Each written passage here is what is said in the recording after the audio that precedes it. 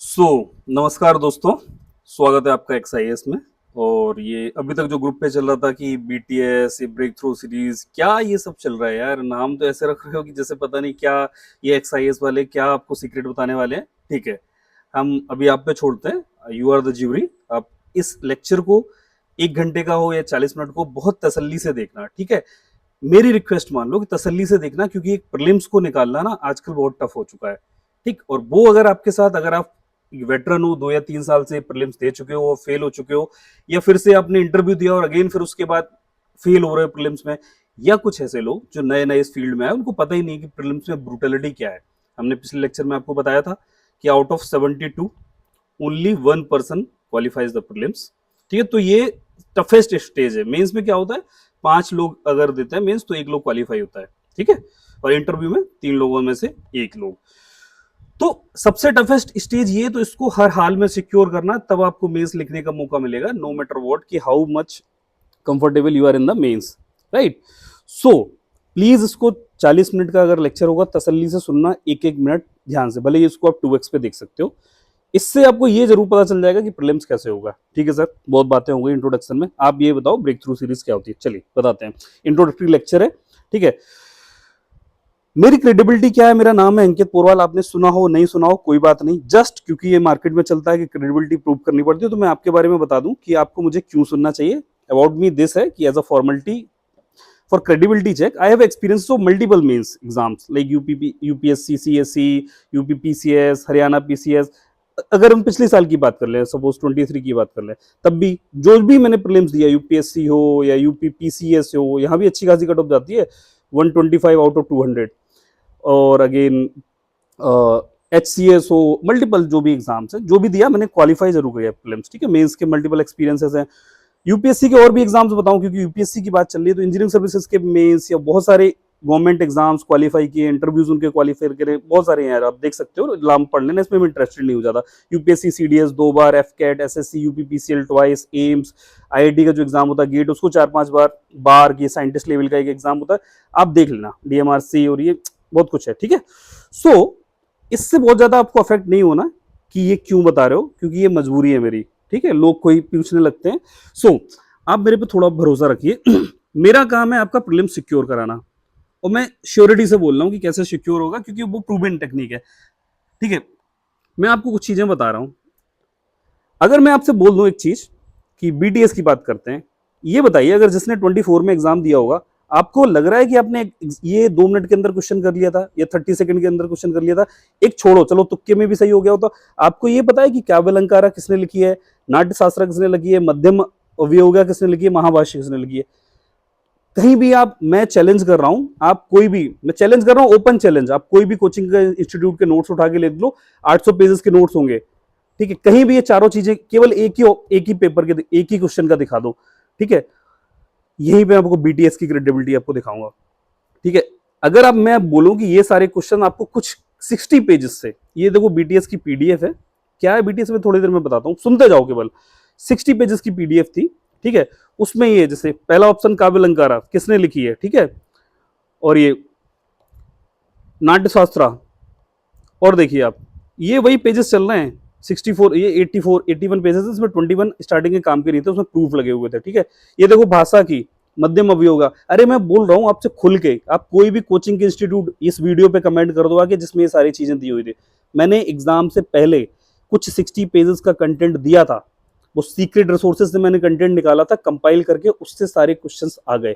एक क्वेश्चन नहीं, चलो आपको ये दिखाता हूं। अब आप बता दो मुझे, ये प्रजाप्रमिता सूत्रा, विशुद्धि मागा, सरस्वतीवाद विनय, ललित विस्तारा कहाँ पे दे रखे थे? एक जगह।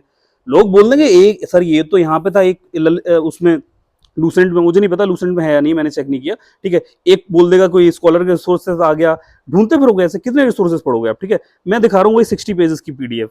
ये देखो, प्रजापतिपुत्र सूत्रा, बुद्धघोषा, विशुद्धि मार्गा, ललित विस्तारा। ठीक है, ऐसे सारे जितने भी एंशिएंट हिस्ट्री के क्वेश्चन आए, हम केवल अभी एंशिएंट की बात कर रहे हैं। मैं आपको ये भी देखो कि चंद्रकेतुगढ़, मैं जब लेक्चर ये बीटीएस का ले रहा था, देखो ये है लेक्चर 3, मैं चिल्ला चिल्ला के बोल रहा था, आप देख सकते हो। एक्चुअली ये मेरे प्लेटफॉर्म पर नहीं, मैंने किसी दूसरे के प्लेटफॉर्म पे पढ़ाया था, वो अभी हिडन कर रखे हैं लेक्चर। आप अभी भी अगर वो आपको एक्सेस मिले तो आप देखना जाके मैंने चिल्ला चिल्ला के बोला था कि ये शाहगुड़ा 2019 में आया, जो वेटरन्स है वो समझ रहे होंगे मेरी बात को, 2020 में ये सब आ चुका है, झाऊगुड़ा, धौली, येरागुड़ी, श्रवणबेलगोला, विदिशा, मास्की, ये सब आ चुका है। तो मैंने चिल्ला के बोला था ये चंद्रकेतुगढ़ या महास्थान में से कोई ना कोई एक चीज आएगा, और देखो इस बार आ गया। ठीक है, आपको लग रहा होगा अरे सर आप तो कहानी बता रहे हो, आपने कब ऐसा बोला, अरे जाओ, और ये पीडीएफ भी जो मैं दिखा रहा हूँ ना 60 पेजेस की, ये उसी से ही मैंने पढ़ाए थे मैप वगैरह, ये अभी भी आप जाके देख लेना, मेरे चैनल पे पढ़ी, और जहां पे मैंने पढ़ाया था दूसरे चैनल पे उस पर भी देख लेना, पीडीएफ प्रीलिम से 1 महीने पहले मैंने डाल रखी थी, और पढ़ाया था मैंने 8 लेक्चर लेके सब कुछ पढ़ाया था, और डिटेल में आते हैं। ये देखिए उपनिषद, और ये उपनिषद और पुराना इतना बढ़ाया था चिल्ला चिल्ला के कि भाई देखो देखो उसी पेज से देखो, पतंजलि का महाभाष्य फिर से आ गया। ठीक है, मैंने सब बताया था कि पुराना जो थे बहुत 5th सेंचुरी सी के आसपास होगा, बहुत बताया था सब कुछ, फिलोसफी बताई थी कि वेदांता की फिलोसफी सब क्या होता है, लोगों ने किए हैं सारे क्वेश्चन। अब आप सोच रहे हो सर ठीक है कहानी और होगी, चलो ये बहुत सारे क्वेश्चन है, मैं अभी नहीं बता सकता। बात आई मैं ये क्यों बता रहा हूँ, देखो ये इनाम गांव वाला ये बताया भी था, देखो लेक्चर की स्क्रीनशॉट है कि महाराष्ट्र में है। ठीक, इसी की जगह मान लो ये भी तो आ सकता था, मास्की, आस्की, हुंगसी, रायचूर दो आप किस किस की नदी के बीच में है, ये पय्यमपल्ली का है, मैंने सब बताया था। ठीक, अभी बताओ मैं क्यों बता रहा हूं आपको। देखो हुआ क्या था, बीटीएस है क्या बीटीएस का मतलब ये है कि अगर ऐसे क्वेश्चंस जिन लोगों के सपोज 80 to 85 मार्क्स आते हैं, हर बार वो फेल हो रहे हैं, प्रीलिम्स का कट ऑफ निकल रहा है, they are having their mains ready, ये जो न्यू कमर्स हैं स्टार्टिंग में उनको पता ही नहीं है कि पढ़ना कैसे है, ये कोई कंटेंट कोई मिलता ही नहीं है कहीं, है ना, क्यों नहीं मिलता है सुनो। हम आज केवल एक सब्जेक्ट की बात कर रहे हैं, बाकी का भी मैं अभी आपको बताता हूँ कि कहाँ कहाँ से सोर्सेस आते हैं। एंशिएंट हिस्ट्री है, आप पिछले 8-10 साल से उठा के देख लो, आपको क्वेश्चंस की हवा नहीं लगेगी आए कहाँ है। जनरली दो लोगों के पास ऑप्शन होता है, इधर यू स्किप इट या मार्क करो और -0.66 ले जाओ, जो कि आपका +2.66 हो सकता था, बट यही होता है एंशिएंट हिस्ट्री में। और मैं एग्जाम से 1 महीने पहले बताने आया था कि देखो ये क्वेश्चंस कहाँ से आते हैं, कुछ हैं, चलिए बता देते हैं, खुल के बताते हैं, जब बात ही हो रही है ना तो ओपन रहने देते हैं। कुछ हैं रिसोर्सेज, 20 से 30 ऐसे रिसोर्सेज हैं जहां से क्वेश्चंस आते हैं ये, लेकिन वो हैं रिसर्च पेपर्स। अब रिसर्च पेपर बहुत प्रोमिनेंट हिस्टोरियंस के हैं, जैसे रोमला थापर, आरसी मजूमदार, एएल भस्म, और भी बहुत सारे हैं। ठीक है, तो इनके रिसर्च पेपर है, ये पढ़ना ही अपने आप में टफ है। सर आपको कैसे पता, आप क्यों ये ज्ञान दे रहे हो कि आपको पता है, उनसे ये क्वेश्चन क्यों आते हैं, क्योंकि उन्हीं के पढ़ाए हुए कुछ टीचर्स होते हैं जो एग्जाम सेट करते हैं, उनके क्वेश्चंस बनाते हैं, और क्यों बनाते हैं ये रीजन नहीं पता, क्यों इतने टफ बनाते हैं, यूपीएससी को अपना कट ऑफ डाउन रखना है, व्हाटएवर द रीजन में भी। सो हमारा काम है इन जो 18 से 20 क्वेश्चंस आते हैं यूपीएससी में, अगर हिस्ट्री की बात करें तो उसमें कहीं ना 10 ऐसे होते हैं, 10 से 12 क्वेश्चन जो अनसॉल्वेबल होते हैं, जस्ट बिकॉज ऑफ देयर अनकन्वेंशनलिटी या टफनेस, आप नहीं सॉल्व कर पाते हो, जनरली छोड़ जाते हो। आप सोचते हो 90 जो 90 क्वेश्चंस बचे हैं उसी का ही आपका पेपर होता है, 90 to 88 क्वेश्चंस, इसमें आप सोचते हो सारे कर लेंगे, नहीं हो पाते हैं। ठीक है, मेरा टारगेट क्या है बीटीएस में, अगर ये सारे जो क्वेश्चंस हैं, अगर मैं मान रहा हूं 10 क्वेश्चंस भी मान लेता हूं, यू मार्क दोज 10 क्वेश्चन सारे सब्जेक्ट मिला के, केवल हिस्ट्री का नहीं, मैं हिस्ट्री में ही केवल इतना आपके करा सकता हूं एक्स्ट्रा, अगर ये आप सही कर लेते हो तो कहीं ना कहीं आपके 10 into 2.66 मैक्सिमम रेंज बोल रहा हूँ, 27 नंबर बढ़ सकते हैं, you can secure more 27 more marks in your prelims, right, just because of that ancient history only.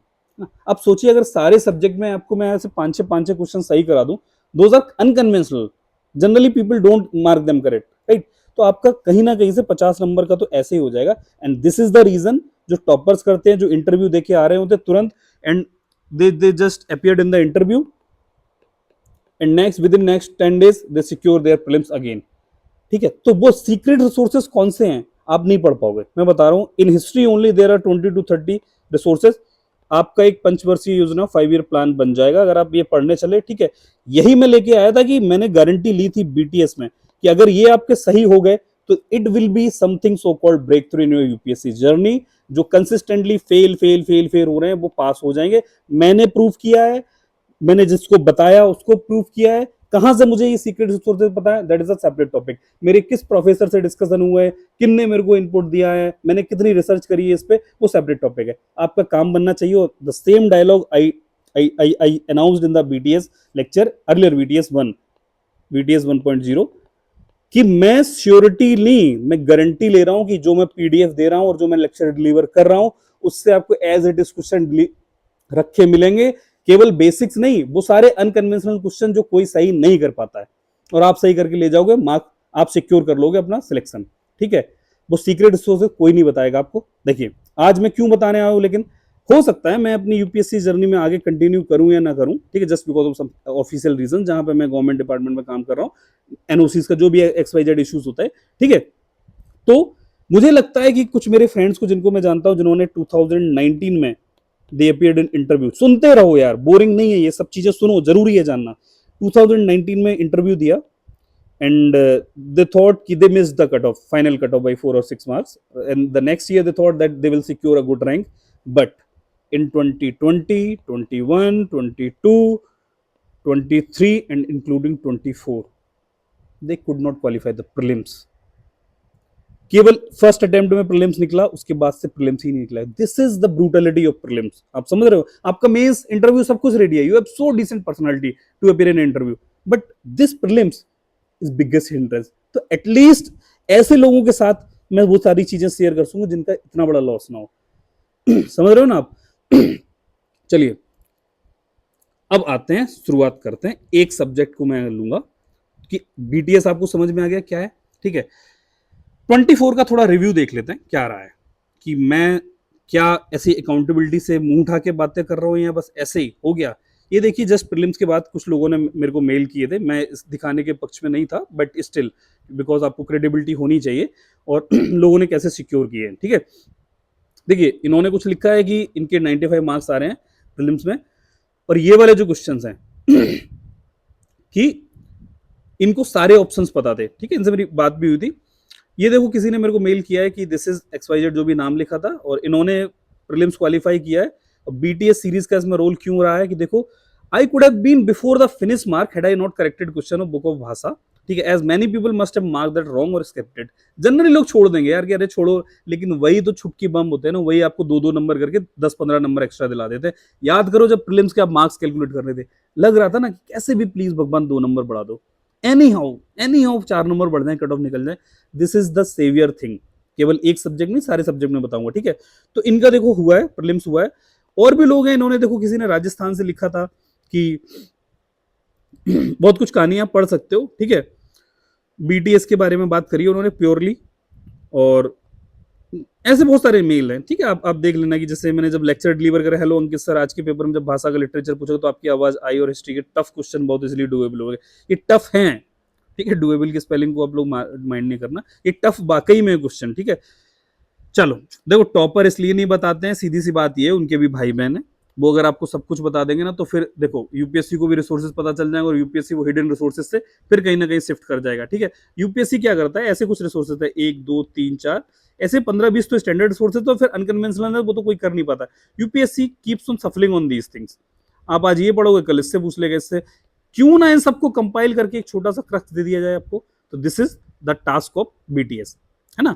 चलिए एजेंडा आपका हो गया, समझ में आ गया, है ना, कि कुछ आज हम बात करेंगे क्वेश्चन कहाँ से आते हैं। अगेन आप फेल हो रहे हो, सक्सीड कर जाओ अगले साल, तो ये आपका एक ब्रेक थ्रू हो सकता है, ठीक है। एजेंडा ये है कि टाइप्स ऑफ क्वेश्चंस हम देखेंगे कि अनकन्वेंशनल कन्वेंशनल क्वेश्चंस को कैसे डील करें, स्पेलिंग आप माइंड ना करना, ऐसी टाइपिंग हुई है। और सोर्सेस कहाँ से आते हैं, ठीक है, टॉपर्स क्यों नहीं बताते आपको बता चुका हूं। और क्या हम आपको टारगेट वारगेट कुछ ऐसा देने वाले हैं, इससे मेरा डिफरेंस ऑफ ओपिनियन है। मैं नहीं चाहता कि आपको टारगेट दूं कुछ इस सीरीज में, ये कंप्लीट करो, मैं बोल दूं कि 2 दिन में ये खत्म करके आओ, क्योंकि हर किसी आदमी की कैपेबिलिटीज डिफर करती हैं, right. You can't force a turtle to be a rabbit और काउ टू बी हॉर्स। मैं गाय को नहीं बोल सकता कि घोड़ा बन जाओ, दौड़ने लगो, ठीक है। अगर मैं आपको टारगेट दूंगा 1 2 3 दिन 1 हफ्ते में उस टारगेट से आप हटे गए, टारगेट तो आ ही रहे हैं, बार बार थोपे जा रहे हैं आपके ऊपर, डू दिस, एक दिन बाद आप छोड़ दोगे, और फिर आप ट्रैप्ड हो जाओगे किसमें, गिल्ड में, क्योंकि मैं तो पागल हूं, मैं तो कमजोर आदमी हूं, मेरे से हो ही नहीं पाता। यार ये पॉसिबल है ही नहीं कि आप टारगेट बेस्ड स्टडी पे ऐसे फोर्स करके पढ़ो, क्योंकि उसका एक तरीका निकालना पड़ता है हमें, ठीक है, कि मिनिमम टाइम में हम कैसे कर पाए। चलिए नेक्स्ट हम क्या देखेंगे, कोई टारगेट वारगेट का कुछ काम नहीं है, वो मैं ऐसे खड़े खड़े ही आपको बता दूंगा क्या कैसे टारगेट करना है, ठीक है। आपको कुछ नहीं करना है बीटीएस में, आपको बस पढ़ना है, मैं पढ़ाऊंगा, कोई टारगेट नहीं दूंगा कि खुद से पढ़ो, क्योंकि मैंने टारगेट दे दिया, फिर आपके क्वेश्चन आएगा मैं पढ़ूं कैसे यार, है ना।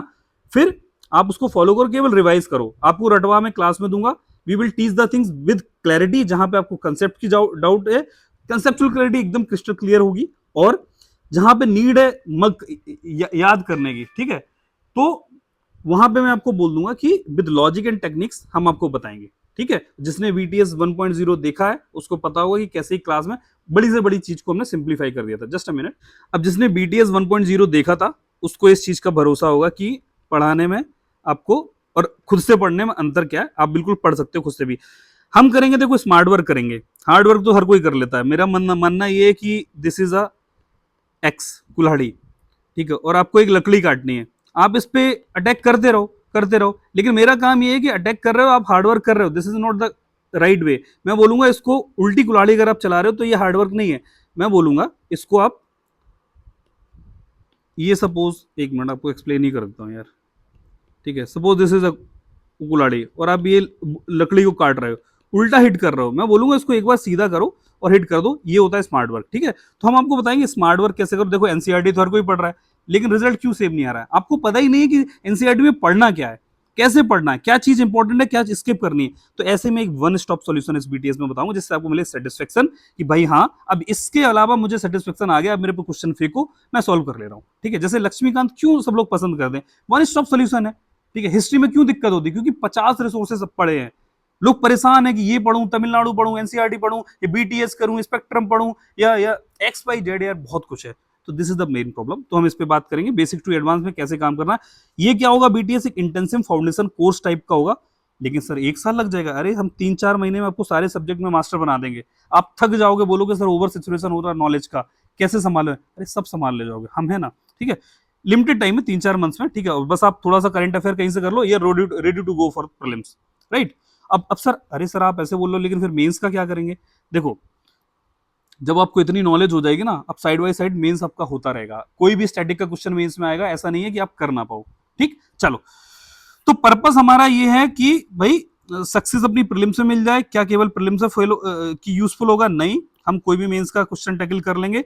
VTS 24 के हमने रिव्यू देख लिए, हर साल 18 क्वेश्चन आते हैं, जिसमें अगर हिस्ट्री की बात करें तो 10 से 12 क्वेश्चन अनकन्वेंशनल होते हैं, वो हम सॉल्व करना देखेंगे। इस साल की बात आए तो 5-6 क्वेश्चन आए थे, और वो 5-6 क्वेश्चन एंशिएंट हिस्ट्री के किसी भी रिसोर्स से, मैं दावे के साथ कह रहा हूं, मैं इस वीडियो पे कमेंट करूंगा आगे कि इस रिसोर्स से सारे क्वेश्चन सॉल्व हो रहे थे, कहीं नहीं मिलेंगे आपको, ठीक है। और मेरी ये 60 पेजेस की PDF अभी भी चैनल पे पड़ी है, देख लेना जाके, प्रीलिम से पहले की पड़ी है, और एक और चैनल पे पड़ी है जहां पे just because of some restrictions मुझे अलाउ नहीं किया गया आगे कंटिन्यू करने के लिए, ठीक है। जो भी इशू होगा उस पे भी चैनल पे आप देख लेना, वहां पे भी पड़ी हुई है, ठीक है। तो ये सारे क्वेश्चन वहां से बन रहे थे, ठीक।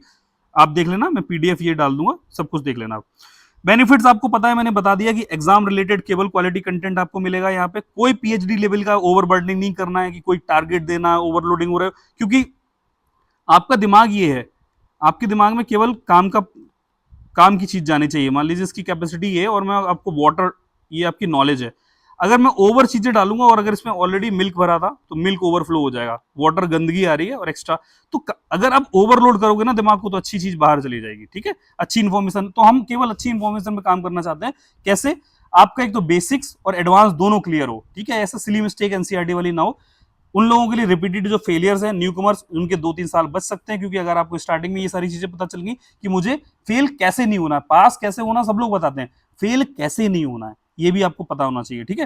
कंसेप्चुअल क्लैरिटी आपको मिलेगी, जो कोई भी बड़ी कोचिंग इंस्टीट्यूट उठा लेना, ठीक है, उसके बराबर मिल जाएगी। तो BTS कोई क्रैश कोर्स नहीं है, limited time intensive foundation course है।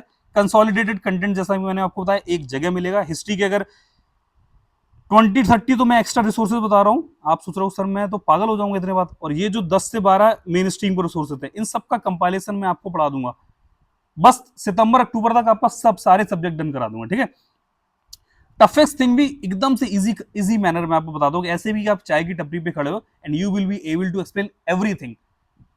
This type of conceptual clarity you should be having. Like मैं भी आपसे पूछता हूँ what is mean by El Nino, what are the effects of its effect on Indian monsoon. आपको लग रहा होगा हाँ हाँ थोड़ा थोड़ा आता है, थोड़ा सा ग्रेस थिंग्स है, ठीक है। ये सब आपको ऐसे टिप्स पे आ जाएगा, ठीक है।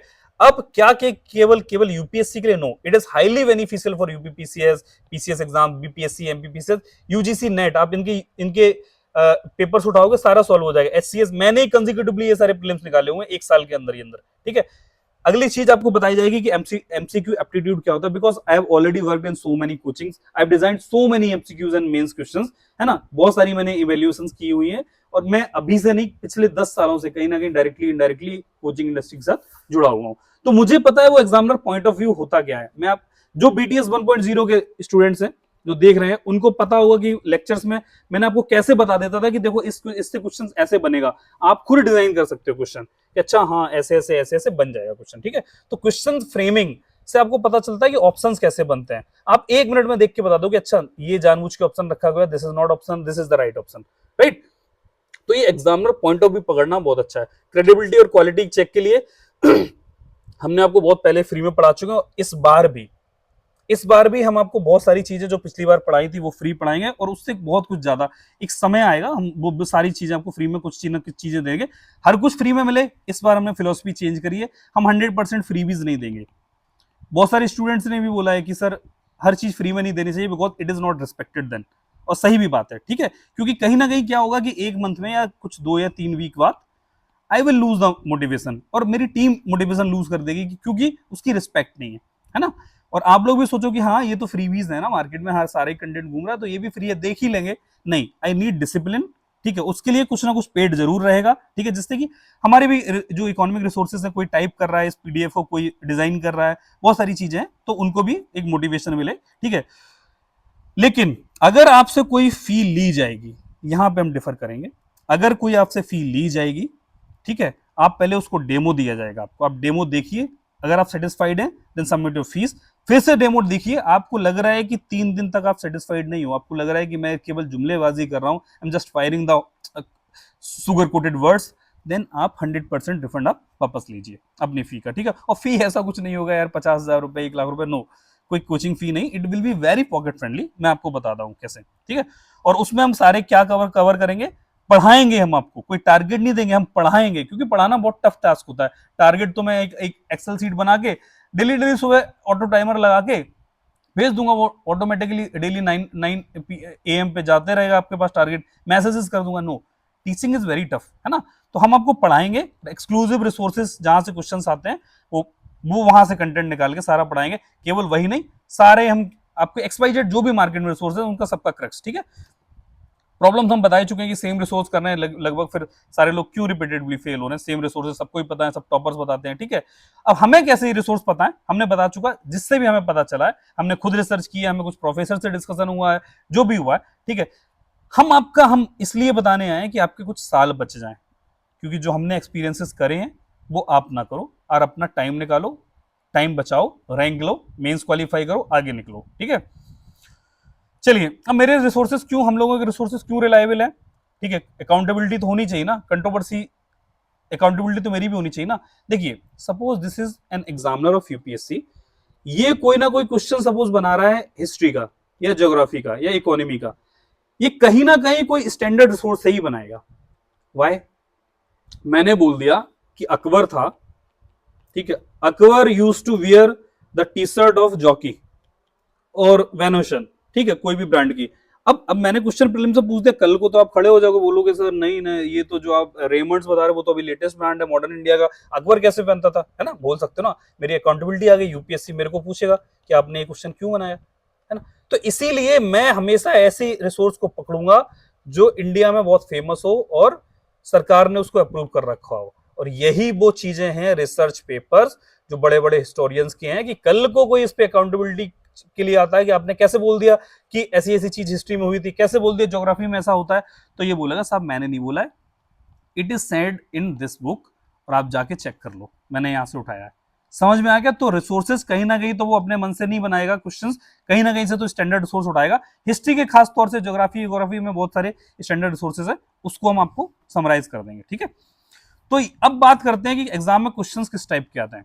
एक तो कन्वेंशनल आते हैं, एक अनकन्वेंशनल आते हैं। सुनते रहना, इसको बीच में छोड़ोगे 1 साल बाद फिर इसको वीडियो को देखने आना पड़ेगा। आप समझ रहे हो मेरा एग्रेशन भी वॉइस में, इसीलिए आप गलती करते हो यार, हर बार गलती करते हो, हर बार प्रीलिम्स में फेल होके आ जाते हो, नहीं करना यार इस बार वो गलती, ठीक है। कन्वेंशनल और अनकन्वेंशनल। कन्वेंशनल कहां से आते हैं? जैसे एनसीईआरटी से, जिससे जैसे कोई हुंडी, एक क्वेश्चन आया था 2019 में, हुंडी क्या होता है? It is will of exchange, 6th class की एनसीईआरटी में, लेकिन फिर भी बहुत लोग गलत करके आए थे। एक तो हमारे ये सिक्योर कराना है मैं आपके कि ये क्वेश्चंस गलत ना हो, 200% आपके ये सारे सही हो, इसमें आपको मास्टर कराना है। दूसरी चीज आई अनकन्वेंशनल क्वेश्चन, जो हर सब्जेक्ट में, जैसे हिस्ट्री में तो 10 आते हैं, ज्योग्राफी में 3-4 आ जाएंगे, ऐसे हर सब्जेक्ट में, ठीक है, आपको पता नहीं लगेगा कि साइंस के क्वेश्चन वो कहां से आ गए, वो सब सही कराएं। मेरा कहना ये है कि श्योर शॉर्ट रहना चाहिए कि इन एनी केस कि पेपर आप कुछ भी बना दो, मेरा फुल प्रूफ स्ट्रेटेजी है, ये नहीं तो ऐसे मैं निकाल ही लूंगा, है ना। प्रीलिम्स को मैनेजेबल होना चाहिए, ऐसा नहीं कि अरे यार पेपर ही अजीब आ गया, नो। तो स्ट्रेटेजी उसकी क्या है, हम अनकन्वेंशनल रिसोर्सेज कवर करेंगे, ठीक है, क्योंकि केवल और केवल रिलाई करना स्टैंडर्ड सोर्सेज, अगर ऐसा होता तो 10 लाख में केवल 14,000 हर बार क्वालिफाई नहीं हो रहे होते, क्योंकि उनको ऐसा लेना है कट ऑफ उल्टी सीधी ना जाती है ना। तो मेरा काम है इसको 14,000 में भीड़ में आपको शामिल कराना, फिर आप मेंस में तो बहुत इजीली, बहुत कम कंपटीशन है, ठीक। चलिए नेक्स्ट है, हम कैसे कराएंगे, वो बेसिक टू एडवांस लेवल पे आपको ले जाएंगे हर सब्जेक्ट में। बेसिक का मतलब वो कन्वेंशनल क्वेश्चन, एनसीईआरटी वगैरह, वो सब आपके डन हो जाएंगे, ठीक है। और जो अनकन्वेंशनल क्वेश्चंस हैं हिस्ट्री में, जैसे मैं ये 20 से अभी आपको और डिटेलिंग बता दूं तो ये अकाउंट करते हैं 6800 पेजेस। इनका क्रक्स आपको केवल 100 पेजेस में मैं दे दूंगा, और दे दूंगा क्या, पढ़ लो, आपको समझ में नहीं आएगा, आपको बाउंस कर जाएगा, मैं पढ़ाऊंगा आपको एक एक चीज टिप्स पे ला दूंगा, ठीक है। बहुत बहुत बड़ी बातें कर रहे हो सर, अरे पिछली बार जिसने बीटीएस देखा होगा ना उसको पता होगा कि मैं क्या बातें कर रहा हूँ। मेरी गलती है कि मैं प्रीलिम से जस्ट 1 महीने पहले ले आ पाया, मेरे पास प्लेटफॉर्म नहीं था। इस बार मेरे पास प्लेटफॉर्म है, आप लोगों सपोर्ट में, और यूट्यूब है, सब कुछ है, हम आपकी अपनी अपनी बात आप तक पहुंचाएंगे, और बहुत वक्त है, सारे सब्जेक्ट में पहुंचाएंगे, ठीक है। और रिजल्ट आप देखना क्या होता है ना। चलिए, तो उन उन सारी चीजों को हम कंडेंस कर देंगे, और जो कि डाइजेस्टिबल फॉर्मेट में आ जाए, ठीक है। और कैसे समझ में आएगा वो मेरे ऊपर छोड़ो आप, ठीक। अब देखिए इंपॉर्टेंस क्यों है कंप्रेहेंसिव प्रिपरेशन की, क्योंकि बी इट हिस्ट्री और साइंस एंड टेक, आपको सब कुछ पता है, हमने बताया। अब देखिए कितना इसका, सर आपने बातें बता दी, अब आओ अपनी, क्या दुकान चलाने आए हैं आप सर, है ना, आप लोग मन में क्वेश्चन आ रहा होगा, ठीक है। हम आपको बताते हैं, देखिए फ्री क्यों नहीं है हर चीज। आप 3 दिन का डेमो लीजिए, डेमो लेक्चर देखिए, उसके बाद हमें बोलिए 100% फी रिफंडेबल। अब देखिए फीस कितनी है, 1899 दिस सब्जेक्ट की। अब मॉड्यूल वाइज सर आप क्यों कर रहे हो, ठीक है, क्या मतलब नहीं समझ में आया। देखो हमने बोला आपको लग रहा है कि आपकी हिस्ट्री स्ट्रॉन्ग है, ठीक है, आपको ज्योग्राफी पढ़ना है, आप ज्योग्राफी ले लो, वो बहुत कम का होगा, ठीक है। तो ऐसे मैं बता रहा हूँ हिस्ट्री, जैसे सपोज आपने हिस्ट्री को चूज किया, 1899 में आपको कवरेज क्या क्या मिलेगा। फर्स्ट ऑफ ऑल सबसे पहले फ्री में आप 3 डेमो देखो, उसमें समझ में आ रहा है, ठीक है, फी करो, सबमिट कर दो आप, ठीक है। उसके बाद आप 3 दिन तक वो डेमो देखने के बाद, जो जिस दिन आपने फी सबमिट करी उसके 3 दिन बाद, आप 3 दिन के अंदर अंदर 0% कोई कोई डिडक्शन नहीं, आप पूरा पैसा अपना वापस लो, पैसा कुछ बहुत ज्यादा नहीं ऐसा है। और लेकिन उसके बाद ये नॉन रिफंडेबल होगा, राइट। अब देखिए हिस्ट्री में आपको 1899 में क्या दूंगा। एक तो आपका सबसे पहले यहां से लेवल 1 में, हम बीटीएस में कैसे चलेंगे, लेवल 1 और लेवल 2। लेवल 1 में हम क्या करेंगे, तमिलनाडु की हिस्ट्री, ये एनसीईआरटी इसके नाम एक्चुअली लिखा, सॉरी, क्लास 6 7th की एनसीईआरटी, 11 12th की NCERT, themes Tamil Nadu book, 5 resources तो ये हो गए। इनसे क्वेश्चन कोई गलत नहीं होना चाहिए आपका, कैसे नहीं होगा हमारे पर छोड़ो। स्पेक्ट्रम मॉडर्न इंडिया की एनसीईआरटी की आर्ट एंड कल्चर, यहीं पे देखो 5 6 7 8 7 8 रिसोर्सेज ये हो गए, ठीक है। लेवल 2 में हमारा कोर बीटीएस आएगा, ठीक है, जिसमें ये रिनोन्ड जो टीचर्स हैं उनका क्रक्स, जैसे कि बहुत सारे टीचर्स अवेलेबल हैं यूट्यूब पे, हमने देख रखे होंगे, उन जिससे जिससे मैंने हिस्ट्री को मास्टर किया है, उन सब चीजों के नोट्स को मैं निकाल के क्रक्स में आपको दूंगा, वो पढ़ाऊंगा। बीटीएस 2.0, बीटीएस 1 में प्लस उसके अलावा भी कुछ और रिसर्च डॉक्यूमेंट जो मेरे पास बचे थे, जल्दीबाजी में लास्ट टाइम नहीं करा पाए थे 7-8, उसका कंटेंट ये सब सेकंड पार्ट में रहेगा। प्रीवियस ईयर क्वेश्चंस के पेपर का कंटेंट और लेक्चर स्पेसिफिक कंसेप्चुअल क्वेश्चंस की प्रैक्टिस, कैसे वो मैं बताऊंगा कि कैसे आपको 10 क्वेश्चन इससे कैसे बनेंगे, प्रोबेबल क्वेश्चन आपके हो जाएंगे, ठीक है। तो ये केवल और केवल 1899 में, आपको कुछ नहीं पढ़ना है, कोई टारगेट नहीं कि मैं टारगेट तो मैं बोल दूंगा इसको पढ़ के आओ, क्या पढ़ पा रहे हो आप, नहीं पढ़ पा रहे हो ना, ठीक है, हम पढ़ाएंगे आपको। ऐसे ज्योग्राफी का भी सेम प्राइस रहेगा, ठीक है। ज्योग्राफी में क्या क्या करेंगे, लेवल 1 में सारे एनसीईआरटी 6 7th की जिसकी भी 11 12th की, मेनली 11 12th रहेगा इसमें। लेवल 2 में आएगा अपने बीटीएस का मेन कोर कंटेंट, मैं दिखाता हूं कैसे फायदेमंद है, ठीक है। एडवांस कंटेंट आएगा जीसी लियोंग वगैरह से, इनसे मार्केट रिसोर्सेज के जितने भी मैप वर्क और लेक्चर स्पेसिफिक कंसेप्चुअल क्वेश्चन वो हम कराएंगे, ठीक है। ऐसे सारे सब्जेक्ट का बताता हूं, लेकिन उससे पहले मैं कुछ आपको बताना भूल गया, चलिए वो आने वाला ही है, मैं बताता हूं। थोड़ा सुनते रहना इसको, थोड़ा देखिए बोर हो रहा है ऐसा ना सोचना, क्योंकि 1 घंटा यहां देना 1 साल बचा सकता है आपका। पॉलिटी में बहुत कम है प्राइस, 1499। लेवल 1 में क्या रहेगा, एनसीईआरटी। अरे सर एनसीईआरटी और ये छोटी छोटी किताबें क्यों पढ़ा रहे हो आप, देखो मैं आपको अभी क्वालिटी चेक बताता हूं।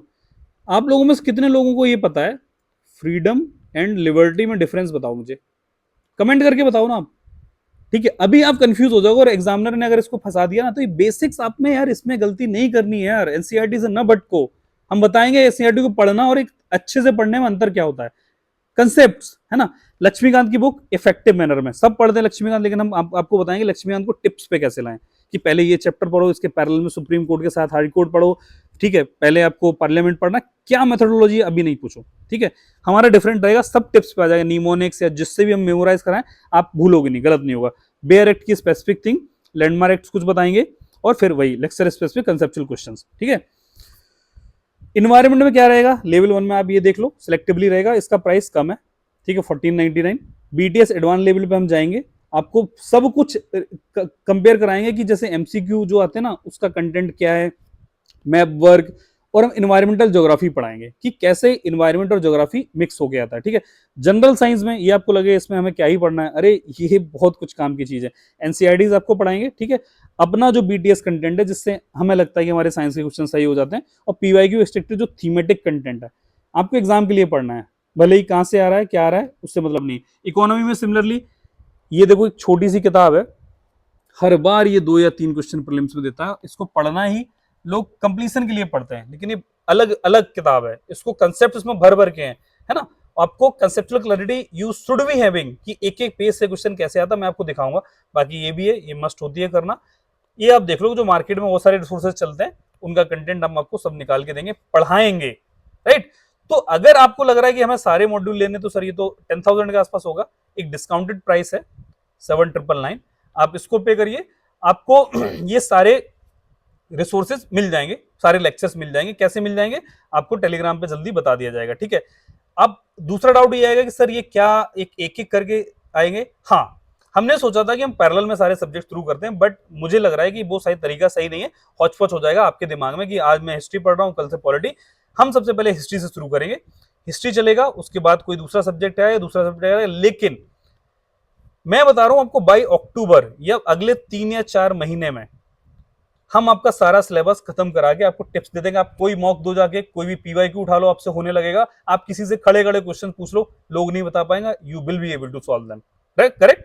तो ये मेरे ऊपर छोड़ दो कि कैसे किस सीक्वेंस में आएगा, जल्दी आपको पता चल जाएगा। ठीक है, चलिए मैं रिकमेंड करूंगा कि आप ये लीजिए, और इसके बाद आप 3 दिन तक आप देखिए, जो डेमो लेक्चर पसंद आ रहे, नहीं समझ में आता बिल्कुल वापस आप अपने पैसे लीजिए, क्योंकि ये आपका राइट है। ठीक है, समरी आपको समझ में आई गई होगी कि हमें क्या करना है इतनी देर में। अब आते हैं, प्रूफ दिखाते हैं आपको, कुछ बड़े बड़े प्रूफ दिखाते हैं कि क्वेश्चंस कैसे आते हैं, कि कैसे आप सब टाइप के क्वेश्चन सही करिए। पहले तो हम हैंडल करना देखते हैं कन्वेंशनल क्वेश्चन जो एनसीईआरटी से आते हैं, या बेसिक रिसोर्सेज जो मार्केट में रिसोर्सेज हैं, कुछ भी हो सकता है, आपके कोचिंग से भी आ सकते हैं। जैसे ये क्वेश्चन देखिए, खासतौर से फर्स्ट अटेम्प्टर, क्या ये क्वेश्चन आया था, सब लोगों ने मेरे हिसाब से सही किया होगा, नहीं सही किया है तो इट इज हिमालयन ब्लंडर, ये आपको सही करना ही है। लेकिन क्या बताओ, ये एनसीईआरटी से ये क्वेश्चन दिख रहा है, क्या इसको पढ़ के ये क्वेश्चन सॉल्व कर पा रहे हो?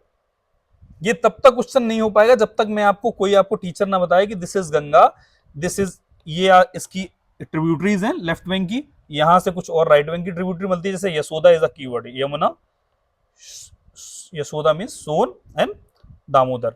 यहां पे जैसे कीवर्ड होता है, गंगा ने गोमती का घाघरा गंदा कर दिया, गंगा मीन्स रामगंगा, गंगा ने गोमती का घाघरा गंदा, गंडक कर दिया मीन्स कोसी। जब तक आपको ये कोई एक्सप्लेन नहीं करेगा ऐसे विजुअल मेमोरी में, तब तक ये क्वेश्चन ठीक नहीं होगा। तो यहीं पे अंतर आता है कि एनसीईआरटी को पढ़ना और एनसीईआरटी को अच्छे से पढ़ना। ये सारे क्वेश्चंस एनसीईआरटी से देखो कैसे आए हुए हैं, मैं बताता हूं एनसीईआरटी की इंपॉर्टेंस क्या है। ज्योग्राफी की बात आ रही, पहले हमने हिस्ट्री की करी थी।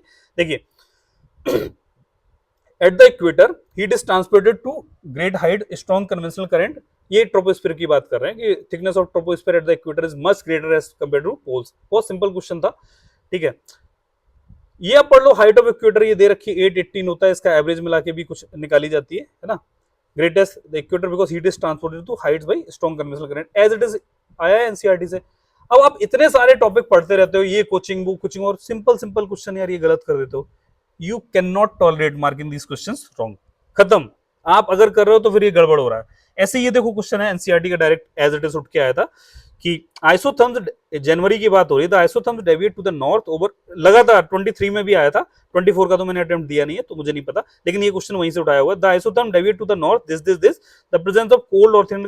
जब आप यहां पढ़ोगे ना, in January the isotherm deviate to the north over the ocean and to south over the country. ठीक है, ये पूरी कहानी लिखी है, लेकिन पता क्या है ये जो डायग्राम था ना, यहाँ पे दिख नहीं रहा है, ये आइसोथर्म का जैसे ही वो टेम्परेचर के हिसाब से होता है, ये ठंड में जल्दी ठंडा हो जाता होगा, ऐसे लो कर जाता है, ये टेम्परेचर का यहाँ पे ग्राफ होगा। ये जब तक कोई आपको समझाएगा नहीं ना प्रॉपरली, आप ऐसे क्वेश्चन कंटिन्यूअसली गलत मार्क करोगे, क्योंकि कंसेप्चुअल क्लैरिटी ही नहीं है आपके पास। करेक्ट। तो ऐसे बहुत सारे क्वेश्चन है एनसीईआरटी के, आप देख लेना, ये सब देखो, ये तो क्वेश्चन मैं बोलता नहीं सही हो भी पाएगा, भले एनसीईआरटी से आया, ये वाले सारे क्वेश्चन ना आप ये बेसिक से क्वेश्चन गलत नहीं करना है, जैसे ये वाला आ गया। ठीक है, ये एज इट इज यहां से आप पॉज करके देख सकते हो। आइए नेक्स्ट बात करते हैं। अब देखो मुद्दा है अनकन्वेंशनल क्वेश्चंस का, क्योंकि वो तो सब कुछ कर रहे हैं, हर कोई ये वाले क्वेश्चन सही कर रहा है और मार्क्स आ रहे हैं आपके 75 टू 80 मार्क्स, है ना। हमें ये क्वेश्चन सॉल्व करने हैं, ये बताओ कैसे करोगे। अब मैं कुछ आपको 10 या 15 क्वेश्चंस दिखाने वाला हूं, फिर हम अपना लेक्चर एंड करते हैं, फिर समराइज करते हैं कि ये देखो बीटीएस आपको ये भी सिक्योर कराएगा और ये सब सिक्योर कराएगा। कैसे? इनका मैं शॉर्ट ट्रेसिंग बता रहा हूं। ये क्वेश्चन आप मुझे बता दो कि किसी कोचिंग ने बताया हो कि कहां से आते हैं ऐसे क्वेश्चन। ठीक है, मैं आपको बता रहा हूं दावे के साथ। 22 में क्वेश्चन आया, if a person could be, अर्थशास्त्र की बात हो रहा है, if a person could be a slave this.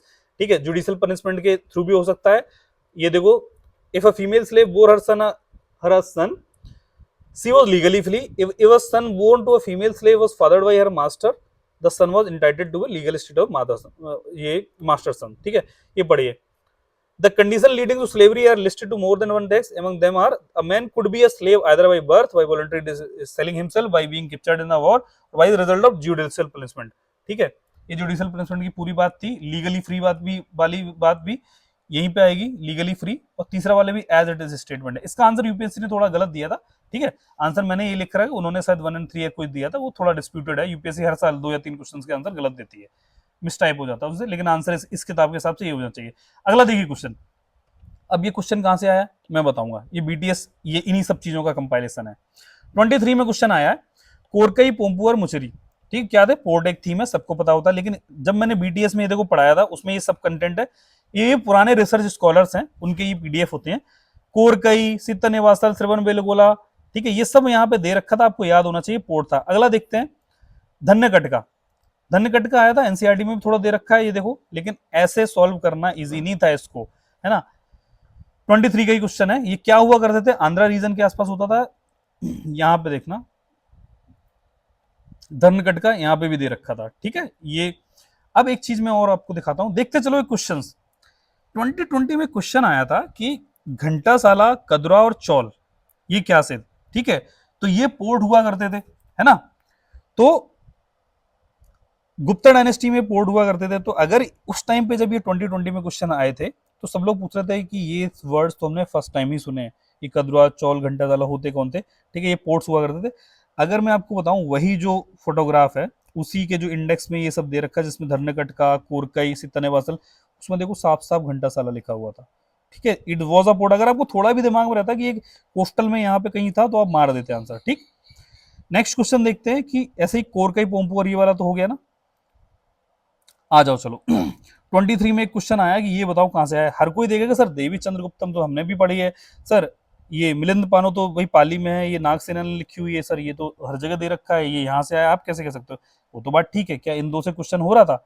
सबको पता है, इसके लिए तो क्वेश्चन पूछा नहीं है। The question was decided by this. ये बताओ मेरे को कहाँ दे रखा था, बता पाओ तो मैं मान जाऊँ कि हाँ किसी ने बता रखा था, पढ़ाया था। देखिए उसी बीटीएस के कंटेंट जहां से निकाला हुआ, उनमें देखो बुक्स के जो जो जहां से मैंने समराइज करा है बीटीएस का कंटेंट, उसमें देखो नित्य काव्य मृतम, नित्य काव्य मृतम सोमदेव सूरी, सोमदेव सूरी। बिल्हन की देखो विक्रम देव चरिता, ये तो खैर अलग से मैंने मार्क किया है। देखो हमेरा महाकाव्य नायचंद सूरी, देखो उसी का, ये देखो हमेरा महाकाव्य नायचंद सूरी। परिशिष्ट पर्वन एक देखो हेमचंद्र की किताब है। ठीक, परिशिष्ट पर्वन ये भी आ रखी है, उसी के पास थी। देखो परिशिष्ट पर्वन एक नेक्स्ट ईयर आ चुका है। हाँ, ये परिशिष्ट पर्वन की बात कर रहे थे, तो देखो वही बुक में ऊपर परिशिष्ट पर्वन लिखा है। तो एक बात बताओ, आज उसने एक साल ये पूछ लिया, उसी के नेक्स्ट ईयर ये पूछ लिया, देखो हमेरा महाकाव्य। है ना। तो भाई वहां से ये सब समरीज से ही आया हुआ है। तो ये अभी मैं और अब ये ना पूछना ये कहाँ से, ये भी मैं उसी में दिखा दूंगा, आप रुक जाओ। ठीक, अब देखो अगला क्वेश्चन मैं बताता हूँ। देखो परसिस्ट परवन कितनी बार उन्हीं कंटेंट में हुआ है। अब कल को अगर मैं ये बोलूंगा प्रबंध चिंतामणि क्या था, या ये वाला क्या था, ये मैंने देखो बीटीएस के कंटेंट में आपको मिल जाएगा। ठीक है, तो ये बिल्कुल प्रोबेबल क्वेश्चन है नेक्स्ट ईयर के लिए, क्योंकि उन्हीं से ही आना है। मैं अभी भी बोल रहा हूँ कि मैं गारंटी ले रहा हूँ आएगा इससे, गारंटी ले रहा हूँ। इस आप टाइम को नोट कर लो, वीडियो को नोट कर लो, डाउनलोड करके बता दो, आएगा इससे, हर साल आएगा। सॉरी 21 में फिर पीछे जा रहे हैं, भावभूति, हस्तिमल्ला और शेमेंद्रा कहाँ था। कोई बोल रहा है न्यूज़पेपर से आया, कोई बोल रहा है इस कोचिंग से आ गया, उस कोचिंग से आ गया। अरे मेरे को ये बताओ कि एक पेज पे ये कहाँ से लिखे थे तीनों चीजें, उसी से ये कंटेंट आया है बस। ठीक, देखो वही सेम रिसोर्सेज जहां से मैं ये दिखा रहा था, चैप्टर 10 एंड 11 की समरी है, ये भी किसी न किसी पेज की समरी है उसमें। देखो परसिस्ट परवन देखो कितनी बार कोट हुआ है, ये पहले आ चुका है। ड्रामा की बात जब हो रही है तो the plays which followed those of Bhavabhuti and later playwright Murari, Hastimalla और क्षेमेश्वरा। उसने 3 नाम उठाए, बस बन गया क्वेश्चन। अब आप ढूंढते रहो कितने रिसोर्सेज पढ़ोगे, एक्स वाई जेड कितनी कोचिंग पढ़ोगे मेरे भाई, नहीं आ रहा कहीं से, है ना। और हर बार ये क्वेश्चन लोग छोड़ देते हैं। क्या ये आपको नहीं लग रहा है कि पॉलिटी का इतना बड़ा क्वेश्चन जो आता है और ये हिस्ट्री का छोटू सा इतना बड़ा क्वेश्चन है, ये भी तो 2 नंबर दे रहा है आपको। आपको थोड़ा पता होता कि भावभूति एक प्ले राइट है। देखो प्ले राइट ऐसे वर्ड अपने मन से कोई सपने से सोच के नहीं लिखेगा, है ना। लिख देता कि पोइट्री राइटर या प्रोज राइटर लिख देता, बट अगर उसने प्ले राइट लिखा है तो देखो प्ले राइट साफ साफ यहाँ पे प्ले राइट वर्ड था, उठाया है उसने यहाँ से। ठीक, अगला क्वेश्चन आ जाओ, और पीछे जा रहे हैं 16 में। मैंने 2012 से लेके 2024 तक सब प्रूव कर दूंगी क्वेश्चन कहां से आए थे, दावे के साथ। मेरे सामने बैठ जाओ और कोई बोल दे कोई कोचिंग ने ऐसा करके दिखा दिया है, बता दो। अरे 5-6 साल उसमें लगे हैं, हमने मेहनत करी है, बहुत जगह डिस्कशन करा है। ठीक है, एक ओबीसी का कैंडिडेट है, उनके 9 अटेम्प्ट होते हैं, उनके 4 प्रीलिम्स नहीं हुए थे। जब से मैंने ये सब चीजें बताई है ना, उनके हर बार +10 मार्जिन से अटेम्प्ट में प्रीलिम्स क्वालिफाई हो रहा है, पिछले 2 बार से, लास्ट 2 टाइम से हो रहा है ना लोगों का। मेरा 2020 में, मैं अपना भी बता रहा हूँ, एक क्वेश्चन से नहीं निकला था, और मैं तब उस जमाने में ऐसा था कि मैं पूरी हिस्ट्री स्किप करके जाता था। अरे मुझे नहीं समझ में आ रहा ये एंशिएंट आर्ट एंड कल्चर, मेरे को नहीं समझ में आ रहा, मैं छोड़ देता था। बट सिंस देन मैंने समझा कि मेरी प्रॉब्लम क्या है। ठीक है, आपको कुछ ना कुछ एक्स्ट्रा करना पड़ेगा, आपको कुछ ना कुछ अगर एक्स्ट्रा पाना है। ठीक है, वो एक्स्ट्रा मैंने किया, मैंने हिस्ट्री पे इतना काम किया, हिस्ट्री के क्वेश्चन गलत नहीं होते, हो जाता मेरे प्रीलिम्स सिक्योर, है ना। जैसे देखिए एक और मैं उनकी कहानी बताता हूँ, यूपीएससी और कैसे आपको ट्रैप करेगा। केवल हम हिस्ट्री की बात कर रहे हैं, मेरे पास इतना वक्त नहीं है कि मैं सारी चीजों को निकाल के आपको दिखाऊं, वो भी दिखा दूंगा अगर आपको चाहिए। ठीक है, कि सारे एनवायरमेंट का, साइंस के बता दूंगा, 1980s के पीवाईक्यू से वो प्रेशर एग्रेसर कुकर वाले क्वेश्चन उठा के बनाए हैं। ठीक है, मैं प्रूव कर दूंगा सब, वक्त आने दो। देखो एक यूपीएससी क्या करता है कि उन्हीं रिसोर्सेज का, देखो ये देखो फॉन्ट, देखो आप फॉन्ट ऐसा करेगा कि उस टाइम पे अगर आप ये गूगल में कर रहे होगे ना मगधा, आप पकड़ ही नहीं पाओगे, ऐसा फॉन्ट लिख के रखता है, गूगल में सर्च नहीं होगा। आप यहाँ पे लाइन पढ़ो, the memorising of chronicles, dynastic histories and epic tales was the profession of who of the following. The memorising of chronicles, dynastic histories, this group of. ठीक है, हो गया मगधा, आंसर वाज मगधा। ठीक, अब ये भी प्रोबेबल क्वेश्चन है, इनके बारे में आपको पता होना चाहिए। पीवाईक्यू इसको एनालिसिस करना कहते हैं, पीवाईक्यू सब करते हैं, लेकिन पीवाईक्यू अच्छे से करना, इन तीनों के बारे में भी जानना होता है, हम सब बता देंगे। ठीक है, तो ऐसे बहुत सारे क्वेश्चंस हैं। जब आप देखोगे कि अराघट्टा भी कहीं पे नहीं मिलेगा एनसीईआरटी में, यहाँ पे देखो साफ साफ लिखा रहा, Araghatta was the Persian wheel, Araghatta was the water wheel. ठीक है, यूज इरिगेशन और भी आ जाएंगे। विस्टी के बारे में देखोगे, जो स्टेटमेंट है बड़ा कंफ्यूजिंग है, अनलेस और until you have read this paragraph, तब तक आपको समझ में नहीं आएगा। जैसे विस्ती हो गया, अब कल को मैं बोलूँ पिंडाकरा क्या होता है, कल को मैं ये बोल दूं श्रेणी और पूगा क्या होता है, ये सब प्रोबेबल क्वेश्चंस है ना। ये देखो इरीपत्ती, तनियूर, घटका, बता दो कहां पे थे, किसके नोट्स में होगा। नोट्स में अभी सब टीचर्स के, लेकिन जब पीवाईक्यू में वो आ गया है ना, तब टीचर्स अपने नोट्स में वो कंटेंट डालते हैं। आप इसको कंटेंट को पढ़ते हो, अब सोचते हो अब मैं पीवाईक्यू करूं, आपके तो सारे पीवाईक्यू सही हो जाते हैं, आपको लगता है वाह वाह सर ये तो कोचिंग बहुत अच्छी है, इससे तो सब कुछ मेरा सही हो रहा है। ऐसे नहीं होता है बेटा, ये हुआ है कि पीवाईक्यू जब आ गया तो इसका कंटेंट से निकाल के नोट्स बने, ना कि नोट्स से पीवाईक्यू सॉल्व हो रहा है। Getting my point. तो पहले पर्दे की पीछे की कहानी समझो। मुझे कोई शौक नहीं लगा कि यार मैं ये सब बताने आ रहा हूं, जस्ट बिकॉज आप लोगों का भला हो तो मुझे बताना पड़ रहा है। देखो इरीपत्ती एग्जैक्टली देखो कहां से उठाया हुआ है, वो वही जो 20 से 25 रिसोर्सेज जो सफल करता है, जिसका कंटेंट वीटीएस में था। इरीपत्ती टैंकलैंड मेंशन करा जाता था, टैंकलैंड जिसका होता, घटका क्या होता था, colleges and centers providing Brahminical learning. College is generally attached to temple. ठीक है, यहाँ पे देखो उसी पेज में समरी में भी लिखा है Eripatti land from which the revenue was used to maintain irrigation tank, Eripatti land revenue set apart for the maintenance of village tank. Exactly वही उठाया, जानबूझ के थोड़ी लैंग्वेज चेंज कर देता। तन्यूर भी दे रखा है, वो इस बार की बीटीएस में शायद होगा, आप देख लेना पीडीएफ में कहीं ना कहीं होगा। तो ये सब चीजें हैं कि देखो, और देख लो 2-3 क्वेश्चन और बच्चे। कुल्लवापा द्रोणा पापा, कुल्लवापा द्रोणा पापा मेजरमेंट ऑफ लैंड की बात हो रही थी, ठीक है। अगले साल निवर्तना आ जाएगा तो कोई सरप्राइज नहीं है, कोई निवर्तना भी यूज होता था इसके लिए। अगला क्वेश्चन देखते हैं, ककतिया मोटूपल्ली ये सब दे रखा है यार, ये मोटूपल्ली वगैरह सब दे रखा है, इसकी समरी में भी बहुत जगह दे रखा था। ऐसे ही ये कुछ, अब देखो ये क्वेश्चन की बात करते हैं कि इंडियन हिस्ट्री में अलेक्जेंडर री ये 23 में आया है, ठीक है। मैंने भी दिया था और मेरा सही हो गया था, मैंने इंटेलिजेंट गैस किया था, मुझे नहीं पता था ये क्या होते हैं, बीइंग ऑनेस्ट। एएच लॉन्गेस्ट और रॉबर्ट सेवेल और ये सब कौन से होते थे, देखो वही देखो समराइज चैप्टर था, चैप्टर 9, और ये देखो उसी के एक पन्ने को उसने रैंडम ऐसे खोला, जय माता दी का नाम लिया, R Sewell, Robert Sewell, A H longest और डब्ल्यू एलियट, वॉल्टर एलियट। आप बोलोगे सर आप तो गलत बोल रहे हो, सर आप तो मेरे को पागल बना रहे हो, इसमें तो रॉबर्ट सेवेल लिखा है, आप तो आर सेवेल बोल रहे हो, है ना। तो देखो मेरे भाई, वो एक हिस्टोरियन है जो पेपर बना रहा है, ठीक है, उसको ये सब नाम ना फुल फॉर्म टिप्स पे पते हैं। अगर जैसे आप सोशियोलॉजी के स्टूडेंट हो तो अगर मैं बोलूँ जीएस हुरिये, इनका नाम आप बताओ, सबको पता होगा, ठीक है। एमएस श्रीनिवासन, तो शॉर्ट में हमें फुल फॉर्म भी नाम पता है ना, ठीक है। अगर मैं बोलूं आइंस्टाइन, अगर मैं बोलूं एपीजे अब्दुल कलाम, चलो मैं बोल दूं अल्बर्ट आइंस्टीन था, मैं अगर ए से नाम शुरू था, अल्बर्ट आइंस्टाइन लिख रहा हूं, तो ठीक है, ए आइंस्टाइन लिखो तो आप साइंस के स्टूडेंट को पूरा नाम पता तो भाई उनको बहुत नॉलेज है जो पेपर बनाए, उनको आर सेविल का मतलब समझ में आ गया, दिस इज रॉबर्ट सेविल, तो उन्होंने ऐसे नाम लिख दिया। बट ये क्वेश्चन यहां से इस पन्ने से आया हुआ है, but I will say you can not correct this type of questions. मैं तो बोलूंगा अटेम्प्ट ही ना करो, है ना। क्यों, मेरा अटेम्प्ट हो गया था, मेरा सही हो गया था, 2 नंबर मुझे मिल गए, बट ऐसे क्वेश्चंस आप सही नहीं कर सकते हो, क्योंकि ये सब पढ़ने वाली चीजें नहीं है यार, इसको छोड़ दो। जो अगर बोले कि नहीं मेरे कंटेंट से आया, गलत है यार, वो एथिकली गलत है, आपको गुमराह कर रहा है। नेक्स्ट क्वेश्चन है, ये सब हो सकते हैं, देखो उसी कंटेंट के एक पन्ने पे उसने उठाया, उसने देखा ये स्टेटमेंट आपको मैच कराता हूं। Rise of Pratyahara under king Bhoja, establishing of Pratyahara under king Bhoja, ठीक है। दूसरा स्टेटमेंट है establishment of Pallava power under Mahendra Varman 1, small कर देता हूं, establishment of Pallava power under Mahendra Varman 1, establishment of Pallava power under Mahendra Varman 1, ठीक है। Establishment of Chola Parantaka 1, Parantaka 1 strengthen Chola power in south, थोड़ा लैंग्वेज चेंज करता है, वरना तो वो तो यार पढ़ा लिखा हुआ आदमी है ना, ठीक है। और पाला डायनेस्टी फाउंडेड बाय गोपाला, पाला dynasty Gopala founded by Gopala, ठीक। अब उसने क्या करा, इन 4 से मेरे को एक पन्ने से क्वेश्चन बनाया, उसने 1 बोला, 2 बोला, 3 बोला और 4 बोला, और सफल कर दिया कि कौन पहले हुआ था क्रोनोलॉजिकली, उसने बोल दिया 4 2 3 1। अब ये 4 ऑप्शन उसने बना दिए, लो क्वेश्चन बन गया। ये सब एमसीक्यू एप्टीट्यूड होता है जो मैं आपको सिखाऊंगा, ठीक है। अब कोई ना कोई कोचिंग वाला बोलोगा, अरे किंग भोजा के बारे में हमने बहुत पढ़ाया, अरे प्रेंटिका के बारे में हमने बहुत पढ़ाया, अरे मेरे से अगर सर हम फर्स्ट मेरे से कंटेंट आ गया, नहीं भाई सबके से आ गया फिर तो ऐसे कंटेंट। किसी में कहीं पे कीवर्ड सर्च करके महेंद्र वर्मन 1 में दिखा दूंगा अपने बीटीएस से, बोलूंगा मेरे से आ गया, अरे तब तो बीटीएस लॉन्च भी नहीं होती 2020 में, ऐसे नहीं होता है, ठीक है। इससे उठाया, उसकी क्रोनोलॉजी की, उसी बुक की क्रोनोलॉजी है। अगर आपको ये पता है, थोड़ा भी आइडिया था कौन पहले हुआ, you could have mark this question right.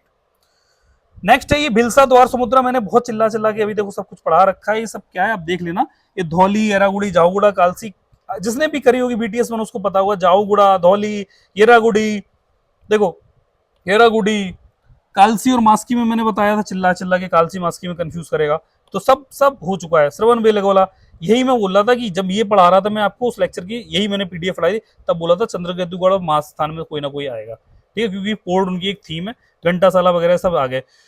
Summary क्या है साहब, समरी क्या है, आपने ज्ञान तो बहुत दे दिया, समरी यही है कि कोई समरी नहीं है, आप लोग हो जज। आप लोग सोच सकते हो कि या तो मैं डायलॉग बाजी कर रहा हूं, ठीक है, डायलॉग बाजी कर रहा हूं और कोई अपना कोर्स बेचने आया हो, या आप थोड़ा सोचो कि पिछले 4-5 सालों में या 3-4 सालों में जो आपने स्ट्रेटेजी फॉलो करी, क्या उससे आपका प्रीलिम्स कॉन्फिडेंट हो कि हर बार निकल जाएगा। ऐसे लोग जिनका केवल एक इंटरव्यू ही दे पाए हैं, उसमें प्रीलिम्स मेंस इंटरव्यू तीनों हुआ था, उसके बाद से 4 बार प्रीलिम्स नहीं हुआ, तो this is so called unpredictability of prelims. तो आप जज करो कि आपको अपने थोड़ा से फाइनेंशियल रिसोर्स, मैं फ्री नहीं दे सकता यार हर चीज, क्योंकि मैंने देख लिया कि उसकी इज्जत नहीं होती है यार, है ना। मेरा मोटिवेशन डाउन होता था क्योंकि उसको पढ़ेगा नहीं कोई तो मुझे दुख होगा। ऐसे लोग जो फिर यार वही 85 पे अटक गए, उनका मेंस रेडी था। तो ठीक है, तो इतनी भी कोई फी हमने नहीं रखी है, 7999 हम तो कहते हैं इसको आप परचेस करो और 3 दिन बाद रिफंड मांगो, हमें कोई प्रॉब्लम नहीं है यार। लेकिन एटलीस्ट थिंग, हर किसी को पता फ्री में नहीं चलनी चाहिए। मेरे पास डीएमआई लोगों ने बोला सर फ्री में नहीं करना क्योंकि हर कोई यहाँ वहाँ ये वो करेगा, ठीक है। तो मेरा मानना यही है कि हर चीज फ्री में नहीं, क्योंकि आपको भी एक डिसिप्लिन रहेगा, हमें एक मोटिवेशन मिलेगा, और हमें सबसे ज्यादा खुशी तब होगी जब आप प्रीलिम्स में ना 100 नंबर लाओगे और बोलोगे साहब हमारे यार 20 क्वेश्चन ऐसे सही हो गए जो मेरे हो नहीं रहे थे पिछले कई सालों से। ये सबसे ज्यादा हैप्पीनेस हमें देगा, ठीक है। क्योंकि हमारी यूपीएससी जर्नी मुझे नहीं पता कि आगे मुझे कंटिन्यू करनी है नहीं करनी है। मेरा बस ये काम है कि 10 लाख जो लोग होते हैं इनमें से जो 14,000 की भीड़ आने वाली है, the people who are going to write the mains of any year 2025, 26 और ऑनवर्ड 27 एज वेल, मेरा काम है कि इस भीड़ से आपको यहाँ पे लेकर के कम कंपटीशन में भीड़ रखूं। और मेंस में कैसे कराना है वो हमें पता है, हम बता देंगे। आप जब बीटीएस कर रहे हो तभी आपको पता चल जाएगा मेंस हमारा पैरेलल में कैसे सिक्योर हो रहा है, ठीक है। मेंटर एंटरशिप, ये पेड मिस गाइडेंस मेरे बस का नहीं है कि मैं पेड मिस गाइडेंस दूं कि ये आप कर लो सुगर कोटिंग वर्ड करके, ये मोटिवेशन आपको मैं स्पीच दूं। ये एक दिन रुकता है, ठीक है। मोटिवेशन और आपको पता ही है उसमें डिफरेंस क्या होता है। This is motivation, it gets ended, this is discipline. भले ही छोटे छोटे स्टेप हो, सर्किल पूरा होना चाहिए, है ना।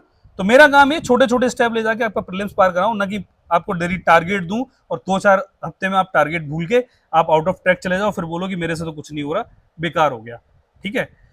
तो ये थी, मैं दुआ करता हूं कि आप सब लोग अगर ये मेरी बात पहुंची हो जहां तक, खासतौर से वेटरन्स और खासतौर से जो फर्स्ट अटेम्प्टर है, जो नए नए आए, अपने 2-3 साल बचा लो, ये सब चीजें सीख जाओ। मिलते हैं बीटीएस सीरीज में, ठीक है। और दुआ करते हैं कि आप सब लोग इस भीड़ में आओ जल्दी से जल्दी, ठीक है। Thank you so much for listening to me. Have a good day.